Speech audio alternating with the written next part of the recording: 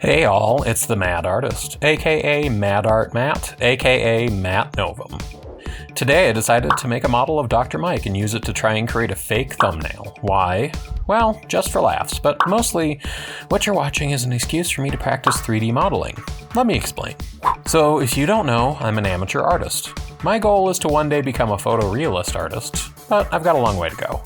I've been using 2D artwork and software so far with middling results. But one thing that has always intrigued me is 3D modeling. It makes intuitive sense to me to work in a 3D space instead of trying to translate images to a flat plane. Also, my background is in mathematics, and I'm a pretty analytical person, so the idea of defining polygons and UV maps and lighting schemes and things sounds so much easier than trying to plop colors on a canvas in some way that makes sense. The thing is, I kind of look down on 3D as not being real art because computers help so much with lighting and shapes that it's like, did you really make art if you didn't have to paint in all of the shadows and determine where every reflection should be? But then I thought, this is my own weird hang-up, so I decided I was being crazy and downloaded some free 3D modeling software, and immediately got intimidated by all of the controls and things and ran for my life. And that's the story. Thanks so much for watching, and if you enjoyed...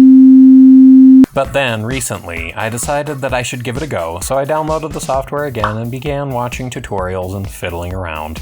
That brings us to today. I've been making test files and practicing, which is f***ing boring. I learn by doing, so I decided I'm just gonna jump in head first and document my progress.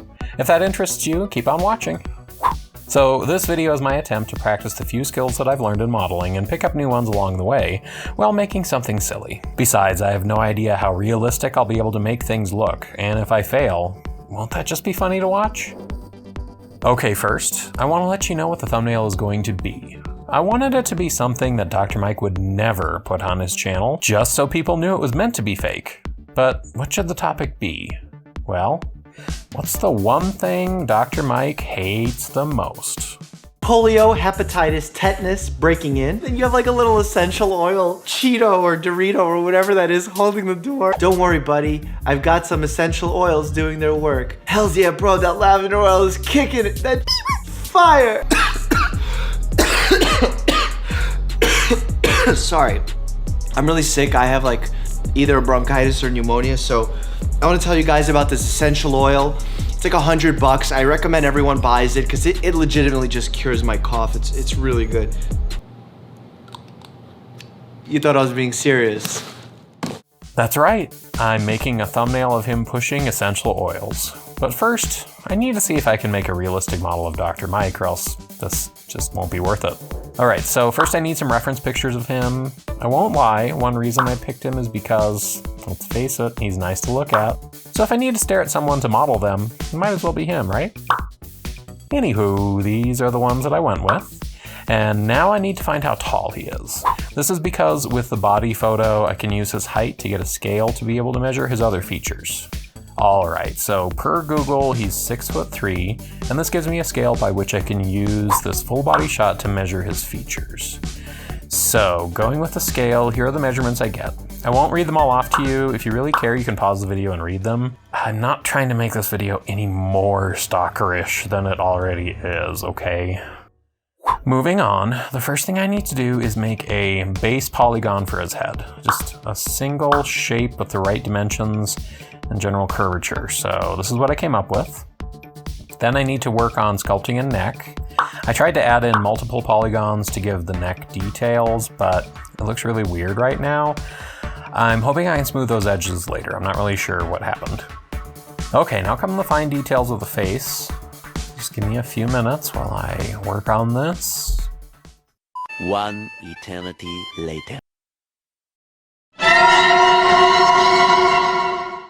Oh my god, so this really didn't work. I've been working on this for a few hours now, and it just keeps getting worse. I don't know what happened. This is horrifying. I'm sorry, Dr. Mike. I was going to completely give up on this, but I'm sticking with the concept of this video that I'm making, of documenting my journey modeling, and this is definitely part of the journey. So, this is not what I intended to make, obviously. I mean, I guess it might be good for something. Okay, new idea.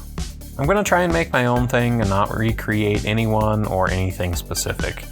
I think that'll be easier just to use my own imagination. So, I'm going to make a dragon forming a yin-yang symbol. Because, well, I'm an ignorant Westerner that doesn't really understand any of that symbolism, but I've instead co-opted it for my own identity because I think it's cool. So this is perfect, right? First, I'm gonna make an outline of the body and where the tail will go. I'm not doing any animation, so I can have a fixed camera angle, and this is the outline that I came up with. And I won't lie, this kind of looks like a medical photo of intestines or something. It's kind of creepy, but I'm just gonna keep going and hope it gets better. Anywho, now I'm making 2 types of scales, and we'll give them a reflective surface. While I'm not recording this in real time, I'm editing it using screenshots of where I was at the time along with my notes, so you're seeing what I saw. And while I'm arranging all of these, I've been thinking, maybe I should try and create the sun and moon as the dots within the yin-yang. Might be a good idea, represent like day and night. Oh my god, I'm going insane placing scales, and I did this to myself. Oh god, I need a break from the scales, I really do. So, I'm gonna play around with lighting. Yeah, this basic lighting just looks too like an X-ray, medical. I don't know what to do. It's in a few different places. This is what I changed it to.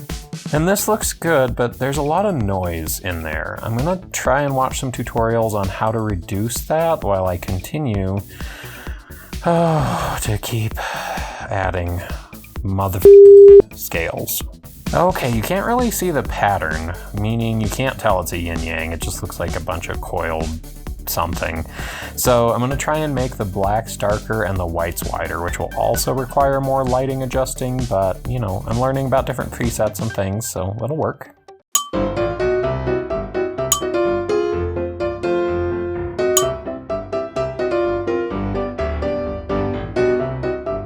Here we go. You can see the details in there now, but I'm so frustrated because I've added in a textured orange ball with a light in the center to represent the sun, but I'm trying to add a couple of little flares coming off of it, and I can't figure out how to make something transparent in this software. I've been at this for hours now, and I'm getting nowhere. Oh my god, I still can't figure it out. I have been trying to make this partially transparent for about 4 hours now.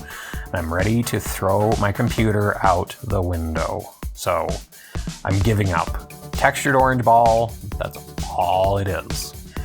I figured out how to reduce the noise some in the picture, but holy crap, making transparencies is ridiculous. First you have to, it's insane. Oh, and ignore polygons and just redo them because they're not changing. So I have a feeling this is going to be a long night. That took forever. I didn't end up making this transparent in the way that I wanted, so it looks like a really faint piece of glass or something. It's supposed to be a flare coming off of the sun. It's so bad, but it's like 1 in the morning and I'm frustrated and I'm just giving up for now. So this is where we're at. I'm going to bed. I will come back to this tomorrow. All right, it's the next day, and I'm looking at the rendered image with fresh eyes for the first time, and the first thing that strikes me is these scales here, they look like teeth, and they're really creeping me out, so I gotta fix those. Also, I realized when I was asleep, or falling asleep, I guess, that the sun being the, quote, white dot goes on the black part. Don't at me, I'm dumb sometimes. So I fixed all of that, and I made the background black shaded mirrors. I thought this might look cool, and it's reflecting the untextured body from the back over on the sides, which I didn't intend, but I think it looks cool anyway. To me, it looks like a dragon is emerging from the void or something, so I'll keep that. In the spirit of Bob Ross, I'll call that a happy little accident. Next, I'm gonna work on the dragon's head, and I need some flaps behind it, like these. And here are the progress shots of me crafting the head, since it's just me shaping polygons and it's not very interesting. All right, drum roll please. I have textured the head, crafted all the polygons, and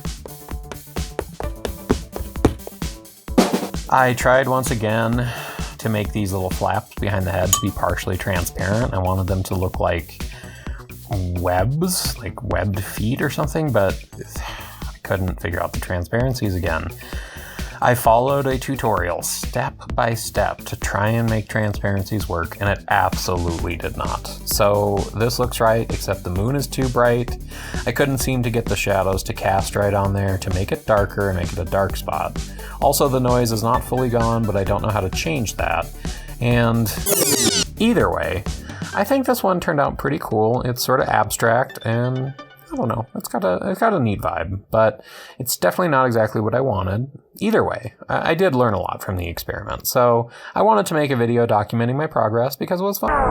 Oh, come on, you didn't think I would let you go without showing you a fully textured and rendered shot of quote-unquote Dr. Mike, and I just embellished it a little bit. Thanks again for watching, and I'll catch you next time.